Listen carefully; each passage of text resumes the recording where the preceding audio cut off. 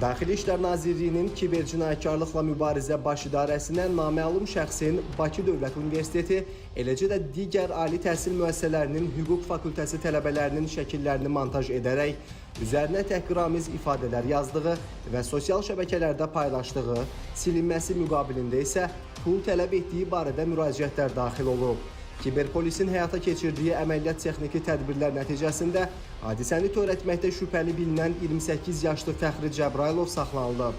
Araşdırmalarla müəyyən olunub ki, Fəxri Cəbrailov TikTok sosial şəbəkəsində hüquq tələbələri etiketi ilə axtarış edərək müxtəlif şəxslərin foto və video görüntülərini əldə edib. Daha sonra o, həmin görüntüləri süni intellekt proqramları vasitəsilə montaj edərək, üzərlərinə təhqiramiz yazılar əlavə edib və müxtəlif saxta hesablar vasitəsilə təkrar sosial şəbəkələrdə paylaşıb. Saxlanılan şəxs foto və video görüntülərin silinməsi üçün ona müraciət edən tələbələrdən isə bunun müqabilində müxtəlif məbləğlərdə pul tələb edib.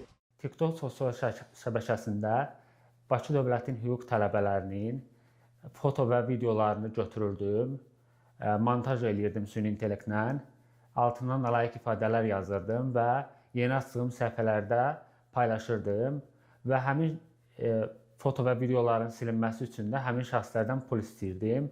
Faktla bağlı baş idarədə cinayət işi başlanılıb. Fəxri Cəbrailova Cinayət Məcəlləsinin müvafiq maddəsi ilə ittiham elan olunub və o təqsirləndirilən şəxs qismində istintaqa cəlb edilib. Araşdırmalar davam etdirilir.